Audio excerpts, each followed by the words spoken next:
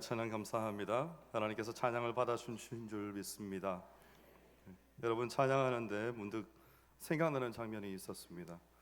이스라엘에 있을 때 예배 시간에 일어나는 일이 두 번 있는데, 첫 번째는 아론의 축복이 강단에서 선포되며 예바레케 아도나이 베이슈무리카 야이라 아도나이 이렇게 쭉 선포가 되면 성도들이 다 일어섭니다. 말하지 않아도. 그리고 메시아닉 주 교회에서 또 한 가지 경우에 일어서는 경우가 있는데, 이렇게 찬양하실 때 거룩하신 하나님이 나오면 다 일어섰습니다. 그래서 그 장면이 되게 웅장하고 마음에 감격이 되었던 그런 기억이 나네요. 우리는 일어서지 않아도 됩니다. 네, 그들의 전통입니다. 네, 오늘도 하나님께서 말씀을 통해서 우리에게 소망 주시고 은혜 베푸실 줄 믿습니다. 우리 옆에 분과 인사하시겠습니다. 사랑합니다. 네, 오늘 말씀과 봉사로 세워지는 교회라는 제목으로 여러분에게 말씀을 전하고자 합니다.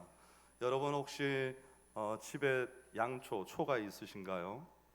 네, 우리가 좀 우리 정도의 연세가 되시는 분들은 아마도 정전이 많이 되던 시대를 겪어보셨을 겁니다. 그래서 대부분의 집들에는 그때 양초와 성냥이 이제 잘 온 식구가 다 아는 곳에 비치가 되어 있었고, 그래서 불이 탁 나가면 바로 이제 양초를 꺼내 와가지고 켜고, 그래서 정전이 빨리 복구가 되지 않으면 이제 불을 켜놓고 모르고 잠들기도 하고 그랬습니다. 그래서 그 다음날 혼나고요. 왜 초를 안 끄고 잤느냐고 그렇게 혼나기도 하고 그랬던 기억이 있습니다.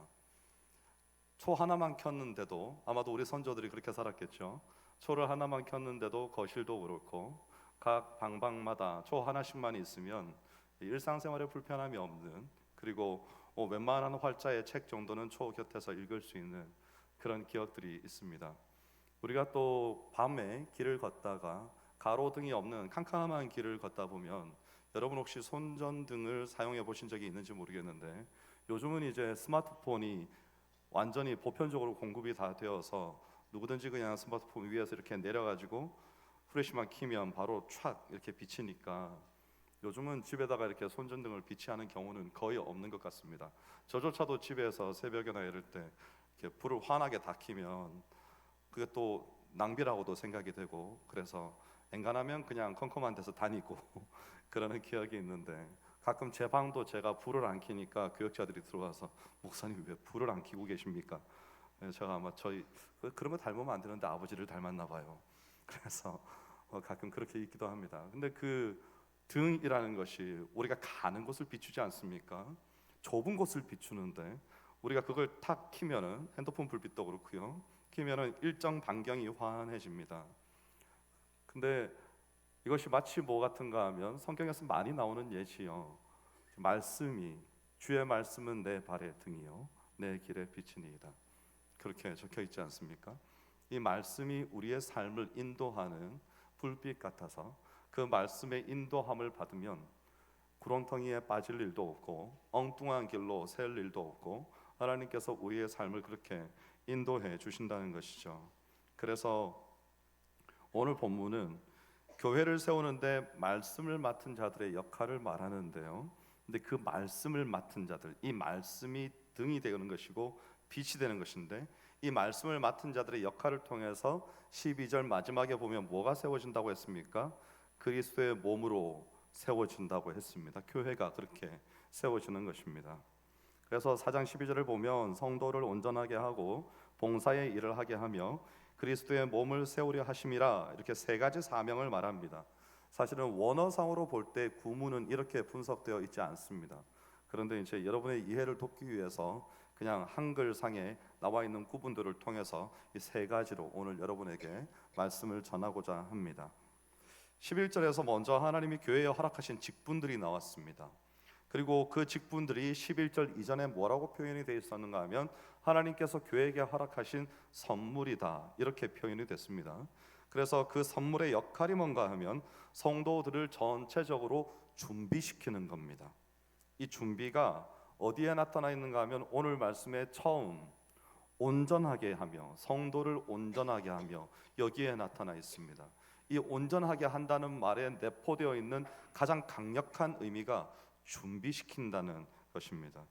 이 준비가 어떤 것인가 하면, 부러진 뼈를 고정시키는 것처럼 바로 잡는 것, 혹은 물건들을 제자리에다가 다시 가져다 놓는 것, 혹은 훈련이나 복구에 의해서 완전하게 하는 것, 이런 의미가 있습니다.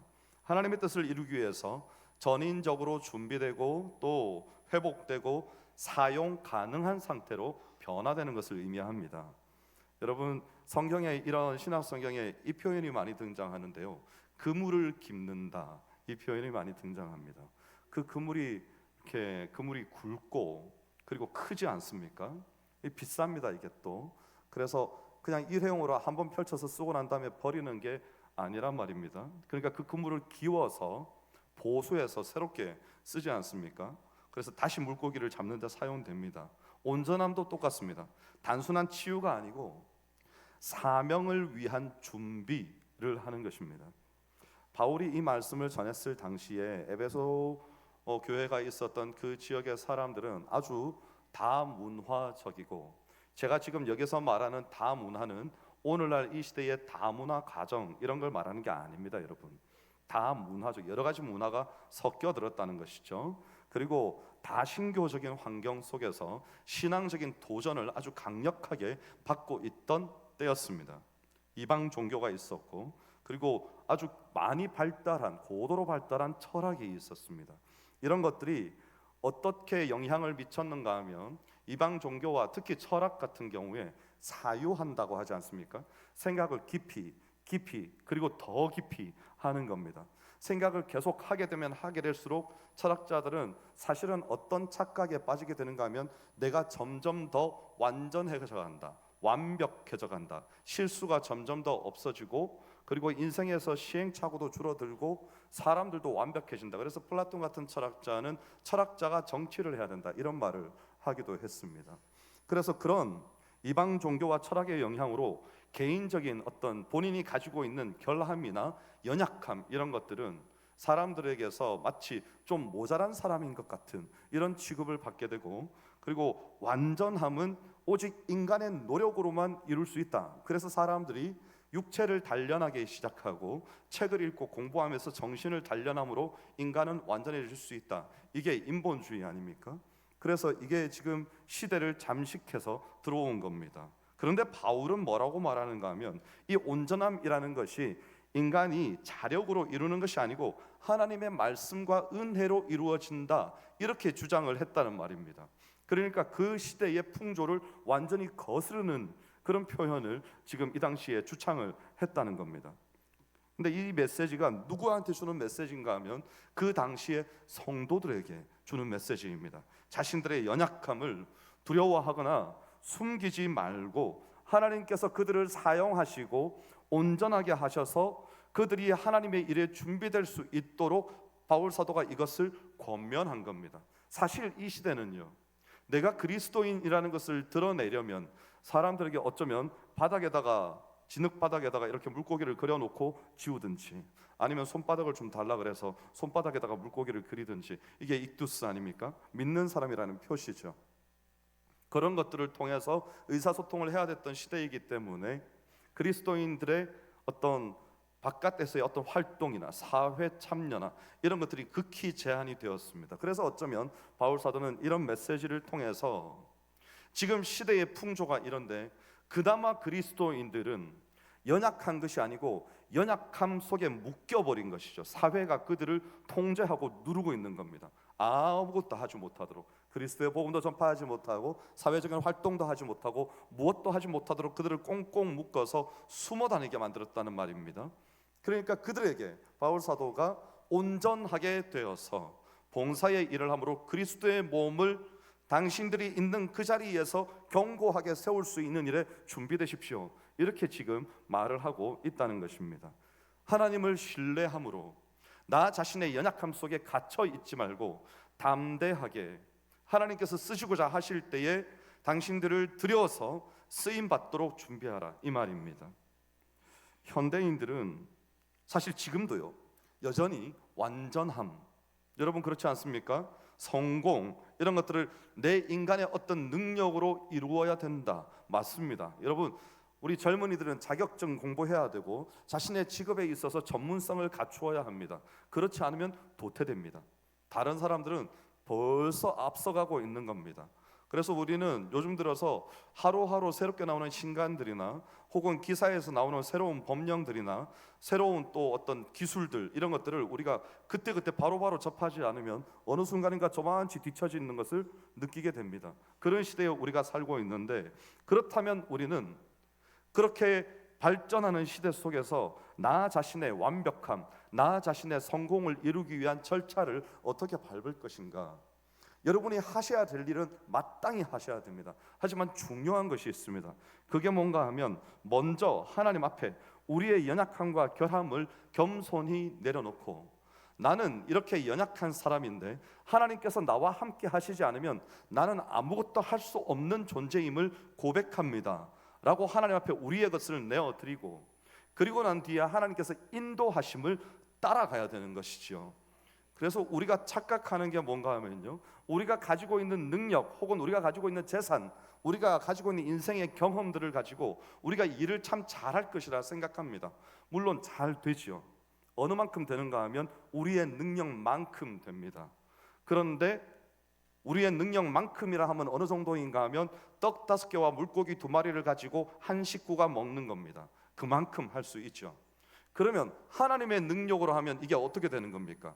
내가 가진 것은 요만큼밖에 없는데 이것을 제가 연약합니다, 제가 부족합니다, 그럼에도 불구하고 하나님께 내어드립니다. 이것을 사용해 주십시오 라고 그것이 주님의 손에 들려서 축사하시고 떼어서 제자들에게 나누어 주셨는데, 남자만 5,000명이 넘게 먹이고도 12광주리가 남는, 차게 거두는 이런 역사들이 어디에서 일어나는 것인가 하면, 내 연약함, 내 부족함을 인정하고 그것밖에 되지 않는 나의 능력이지만 그것을 온전히 하나님 앞에 내어드렸을 때 우리의 인생이 하나님의 손에 의해 축사됨으로 우리가 전혀 생각하지도 못했던 놀랍고 풍성한 역사들이 내 연약한 모습을 통해서 교회 가운데 펼쳐지고 세상 가운데 드러남으로 결국은 하나님께서 영광을 받으시게 되는 겁니다. 그래서 우리는 우리의 뭔가를 할 때 우리의 인생의 성공을 추구하셔도 좋습니다. 성공을 추구하심으로 하나님께 영광 돌리시면 됩니다. 그렇게 하시면서 반드시 어떤 과정이 있어야 되는가 하면, 하나님께 내어서 맡겨드림으로 하나님의 인도하심을 받는 과정이 선행되어야 한다는 것입니다. 그것이 바로 오늘 말씀이 말하는 준비입니다. 그래서 이 하나님을 하나님께 맡겨드리고 하나님께로부터 온전함을 입기 위해서 우리가 가져야 될 자세가 있는데, 그게 뭔가 하면 하나님을 신뢰하는 겁니다. 믿지 못하면 어떻게 맡깁니까? 이것을 내가 맡겼을 때 완벽하게 보수되어서 이것을 돌려받을 것이다 라는 믿음이 있으니까 우리가 서비스 센터를 찾아가는 거죠. 마찬가지입니다. 하나님께서 완벽하게 우리의 인생을 친히 지으시고 만드셨으므로 나도 내 인생 어떻게 살아야 되는지 잘 모르는데 내 인생의 설계도를 가지고 계신 하나님께서, 사용 설명서를 친히 작성하실 수 있는 하나님께서 나의 인생을 주관하여 주신다면, 나를 인도하여 주신다면, 내가 언제 연약하고 내가 어떤 계기가 왔을 때 무너지며 내가 언제 기분이 좋아서 뭔가를 잘하게 되는지를 하나님께서 아신다면, 과연 이 인생을 내가 인도하는 것이 맞는가, 하나님께서 인도하시는 것이 맞는가, 이것을 우리가 분별하면 하나님을 신뢰할 수 있게 됩니다. 그 하나님께 우리를 맡겨드리는 겁니다. 그때부터는 나 자신이 완벽해지려는 시도 하지 않아도 괜찮습니다. 봉사의 일을 함에 있어서 완벽해지려는 시도는 오히려 일을 그르치게 합니다. 왜냐하면 그것은 나 자신의 완벽의 추구이기 때문이죠. 그런 것이 아닙니다. 교회의 일이라는 것은 이제 우리가 사명자의 걸음을 걸어가야 하지 않겠습니까? 온전함은 그냥 단순히 우리의 유익 이런 것을 위한 것이 아닙니다. 봉사와 섬김, 그리고 그리스도의 몸을 세우는데 사용되기 위한 겁니다. 여러분, 우리 교회에 얼마나 많은 사역자들이 있을까요? 혹시 세워보신 일이 있으십니까? 11명의 교역자이겠습니까? 아니면 6분의 장로님이시겠습니까? 우리는 얼마나 많은 사역자가 있을까요? 아니요, 사실은 우리 모두가 사역자입니다. 적어도 오늘 말씀에 의하면 성도를 온전하게 하여, 성도 아닌 분 계십니까? 우리 모두는 사명을 위하여서 온전하게 되는 일에 준비되어야 합니다. 그래서 우리 모두가 다 사역자입니다. 그래서 성경에 분명히 교역자를 온전케 하고 장로를 온전케 하고 이렇게 쓰여 있지 않습니다. 우리 모두가 온전하게 되어서 그리스도의 몸을 세우는 것인데, 온전하게 되기 위해서 우리가 훈련되어야 합니다. 온전하게 되기 위해서 하나님께서 언제든지 부르실 때 그 부르심에 반응할 수 있도록 영적으로 깨어 있어야 합니다. 그래서 사실은 여러분이 속한 위원회에, 성가대 같은 경우는 특수한 봉사단체입니다. 왜냐하면 모두가 찬양을 섬기지 않습니까? 여기는 아주 특수한 곳입니다. 누구 노는 사람 없습니다. 노는 사람 있습니까? 노는 사람 없습니다. 근데 보통의 위원회나 부서에서는 어느 누군가는 엄청 바쁘고 어느 누군가는 좀 덜 바쁘고 어느 누군가는 수습 기간을 보내고 정교사 혹은 부교사 정교사가 되고 이런 곳들이 있습니다. 근데 그런 곳들에서도 여러분, 사역자가 만약에 사람이 100명인데 사역자가 1명이다, 교육자 한 사람에 의해서 움직인다, 혹은 부장이나 부감에 의해서만 움직인다, 이렇게 되면 안 됩니다. 여러분, 우리 모두는 다 사역자로서 온전하게 준비되어서 모두가 함께 참여하는 것이죠. 한 사람에 의해서 교회 전체가 움직이는 것 아닙니다. 이것이 우리가 오늘 말씀을 통한 첫 번째 부르심입니다. 두 번째는 뭔가 하면 봉사의 일을 하게 하며, 이렇게 되어 있습니다. 섬김으로 연결되는 공동체를 말합니다. 이 봉사의 일은 단순히 어떤 물리적인 노동이나 작업 이런 것들을 의미하지 않습니다. 상대방의 필요를 채우기 위해서 자신을 기꺼이 내어주는 섬김과 헌신, 이것을 말합니다. 예수님께서 제자들의 발을 씻기셨을 때 섬김의 본을 보여주셨습니다. 섬김이 어떤 건가 하면 상대방을 낮은 자리에서, 큰일 날 뻔했습니다. 상대방을 낮은 자리에서 섬기고, 이거 여러분 이 말이 아다르고 어다리입니다. 어떻게 다른가 하면 남을 나보다 낮게 여겨야 됩니다. 남이 나보다 낮죠. 남을 나보다 낮게 여기면 안 됩니다. 그러면 교회가 산으로 갑니다. 남을 나보다 낮게, 훨씬 더 낫다는 의미에서 낮게 여기고 낮은 자리에서 섬기고 그들의 영적인 또 물질적인 필요를 채워주는 것이 섬김입니다. 바울 당시의 에베소 지역은 사회적인 계층과 이 분열이랄까요, 이것이 아주 뚜렷한 도시였습니다. 그래서 당시 헬라 로마 세계에서 봉사라는 단어는 종종 어디에 쓰였는가 하면 하급민들이나 노예들의 업무 같은 곳에 이 봉사라는 말이 잘 쓰였다고 합니다. 그러니까 고위 관리들이나 귀족들은 봉사를 이야기하면 무슨 나보고 지금 봉사하라고, 이런 반응들이 돌아왔다는 것입니다. 그래서 아주 부정적인 뉘앙스를 가지고 있었는데, 그런데 예수님과 바울 사도가 봉사를 아주 새로운 차원으로 끌어올린 겁니다. 봉사를 단순한 의무나 어떤 하급자의 일이 아니라 하나님 나라를 세우기 위한 아주 고귀한 사명으로 변모시킨 겁니다. 봉사에 대해서 우리가 있는 자리에서 그래서 우리가 잘 생각해 보아야 합니다. 여러분, 우리에게 중요한 것은 첫 번째는 봉사의 자리를 찾는 것이 중요합니다. 오늘 교회가 아주 다양한 봉사의 기회를 제공합니다. 당장 오늘 여러분들 이 예배에 나오셨을 때 찬양하시는 분들이 있죠, 사회 보는 분 있죠, 기도하셨죠, 설교하죠, 안내하죠, 헌금 받죠, 그리고 또 밖에서 교통 정리하시죠, 주차 안내하시고, 새가족부가 있죠.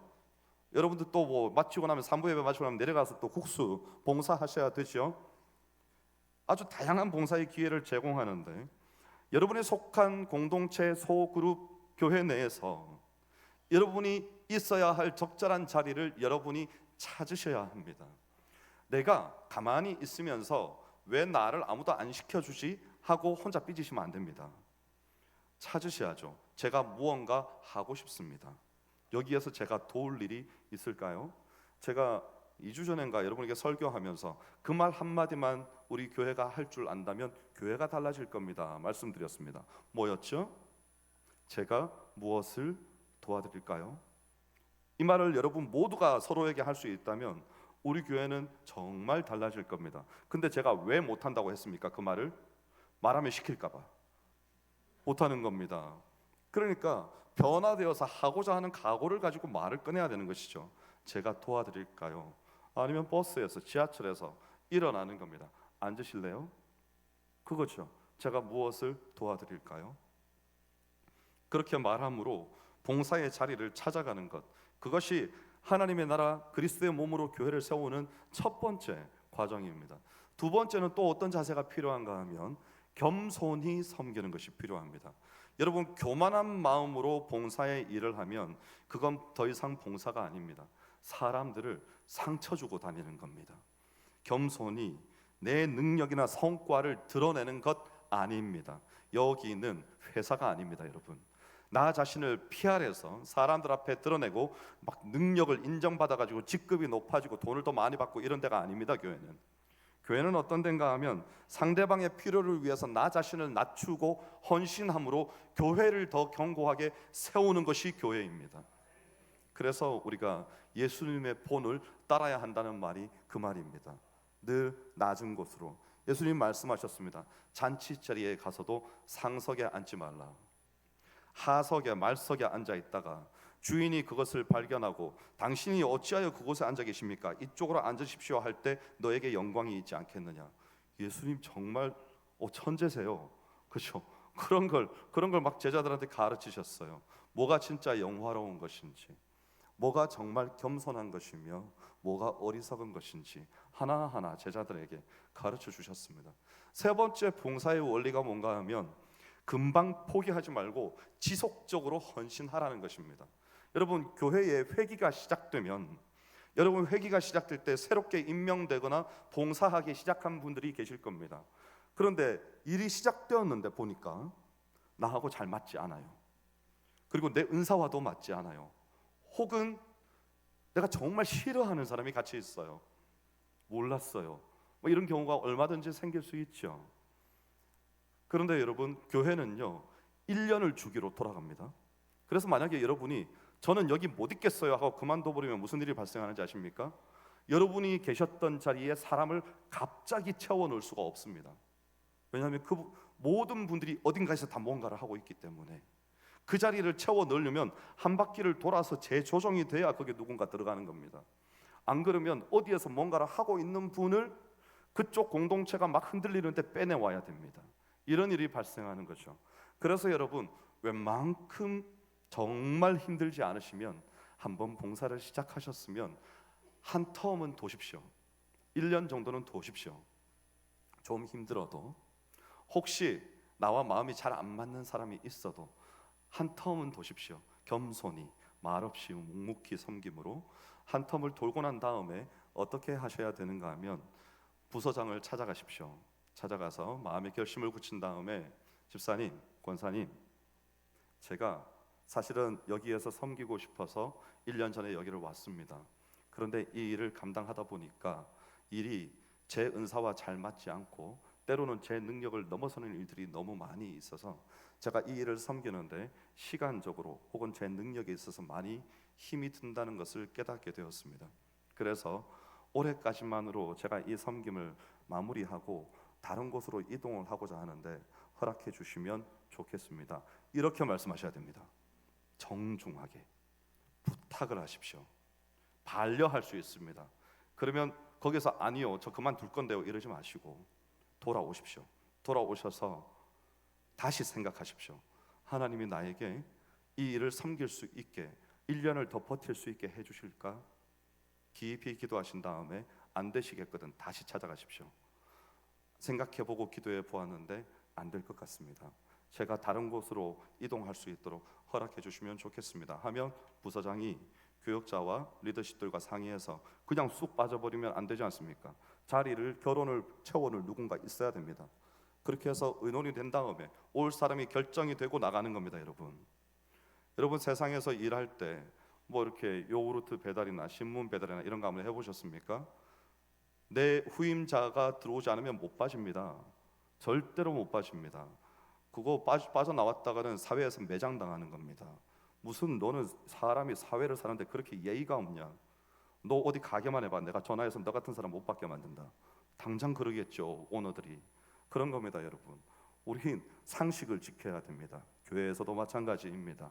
무책임하게 막 그만두고 내가 하고 싶다고 해서 막 뛰어들고 이렇게 하는 거 아닙니다. 질서를 따라서 하는 것이요. 포기하지 말고, 금방 포기하지 말고 지속적으로 헌신해야 됩니다. 봉사가 때로는 보답받지 못하거나 지치게 만드는 일일 수도 있습니다. 그런데 우리 하나님께서는 우리의 그런 섬김을 기뻐하십니다. 너무나 놀랍게도 너무너무 힘들게 어렵게 일을 하고 있는데 몸도 고되고 몸살이 나는데, 그런데 기뻐요. 너무 기쁜 겁니다. 그 일을 하는데. 그렇죠, 여러분. 여러분을 긴장시키고 몸이 고된데 끝나고 나면 너무 기쁜 게 있습니다. 이런 일들이 어디의 일들인가 하면 하나님을 섬기는 일입니다. 교회를 섬기는 일입니다. 그래서 그것이 우리의 교회를 더 견고하게 세우는 겁니다. 여러분, 그래서 교회 내에서의 봉사는 사실은 교회 내에서만 하는 것은 아닙니다. 성경에서 나타나는 봉사들은 신약 성경의 초대 교회들에 있어서 이제 뭐랄까요, 예배를 섬기고 말씀과 기도의 이 사도들이 전무하기 위해서 7 집사를 세워서 교회의 재정들을 돌아보게 하고 구제와 봉사를 전적으로 맡아서 담당하게 하고, 이런 일들은 교회 내에서 진행되었습니다. 하지만 모든 경우에, 대부분의 경우에 봉사는 어디서 하는 것인가 하면요, 나가서 하는 겁니다. 교회에서도 우리도 그렇지 않습니까?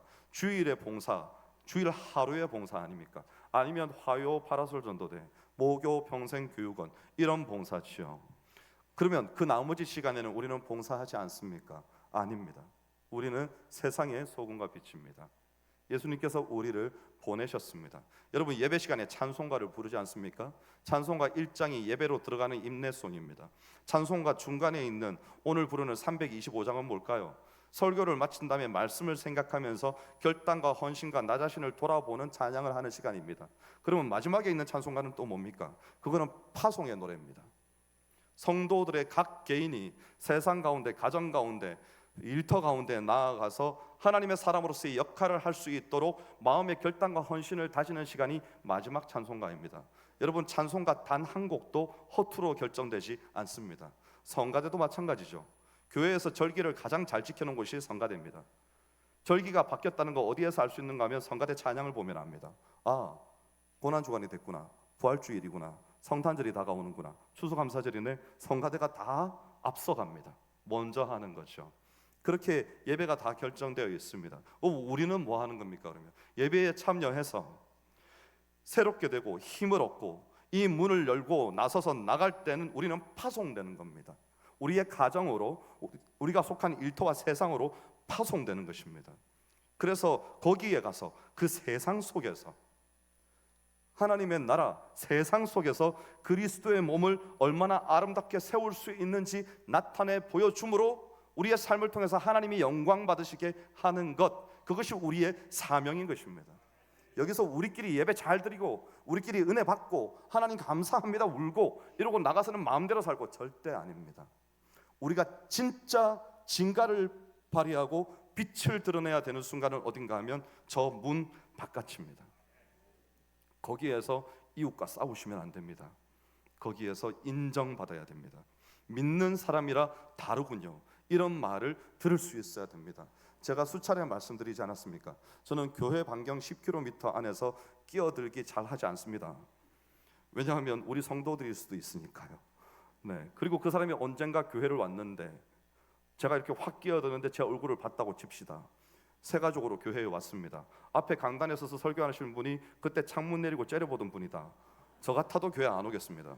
여러분, 그런 겁니다. 우리가 세상에서 소금과 빛이 된다는 것은 우리의 작고 사소한 모든 부분들에서 하나님께서 영광 받으실 수 있도록 우리의 삶을 섬김과 헌신을 통해서 내어드리는 겁니다. 그렇게 사는 것이죠. 그래서 사실은 우리가 그리스도의 몸으로 교회가 온전히 세워지기 위해서 우리 각자의 가장 소중한 작고 사소한 영역들에서 이렇게 봉사에 온전하게 되어 봉사의 일을 함으로 우리 모두가 함께 교회를 세워나갈 수 있어야 되는 겁니다. 마지막에 교회의 궁극적인 목적이 나옵니다. 12절 마지막이죠. 그리스도의 몸으로 세우려 하심이라 그랬습니다. 이 몸이라는 표현은 신약 성경에서 교회를 나타내는 아주 중요한, 정말 중요한 비유입니다. 이 몸이 예수 그리스도가 머리 아니십니까? 그리고 유기체적으로 우리가 지체로서 다 연결되어 있습니다. 그래서 손이 아픕니다. 가시가 손가락 끝에, 손톱 밑에 박혔습니다. 그러면 너 많이 아프겠다, 제가 이렇게 말하지 않습니다. 온몸이 다 아픕니다. 신경 쓰이는 일이 우리의 몸에 영향을 못 미칠 것 같습니까? 신경 쓰이는 일이 생겼습니다. 일단 두통이 옵니다. 가끔은 이가 아프기도 하고 마음이 아파서 소화가 되지 않습니다. 누군가를 만날 때 입에서 말이 곱게 나오지 않습니다. 이유 없이 눈물이 납니다.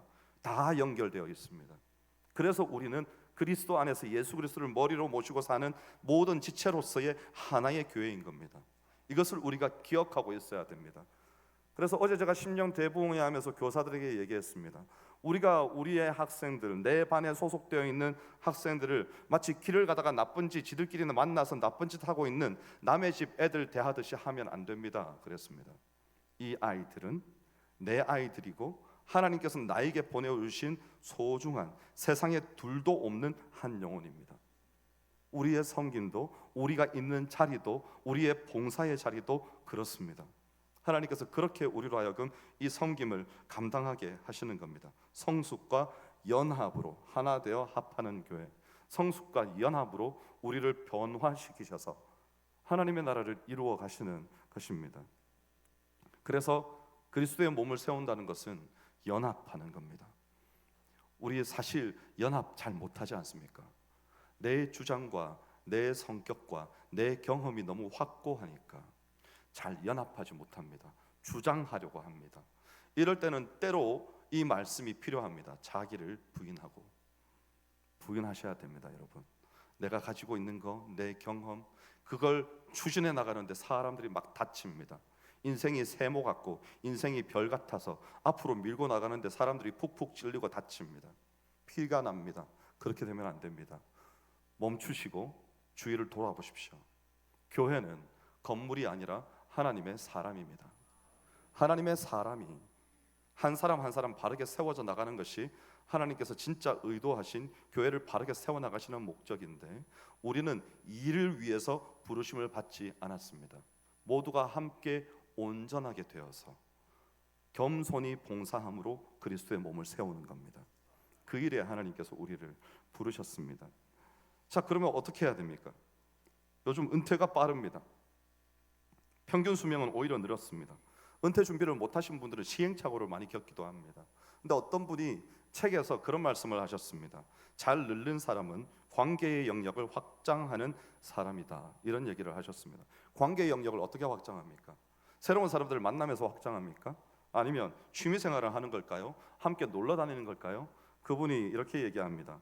돈 안 들고 영적으로 유익해지는 방법이 있습니다. 그것은 바로 봉사하는 것입니다. 이렇게 말했습니다. 사회에 봉사하고 교회에 봉사하고 우리의 지난 삶이 열심히 생존하느라 바빴다면, 이제는 우리가 현역 때처럼 나이도 들고 해서 일하지 못한다면 그 남는 시간들을 봉사하는 일에 투자하는 겁니다. 이번에 무안에서 사고로 국가적인 슬픔이 있었습니다. 저는 그 사고를 진행되는 과정들과 수습되는 과정들을 지켜보면서 한 부류의 사람들이 이 설교를 준비하는데 제 눈에 계속 띄었습니다.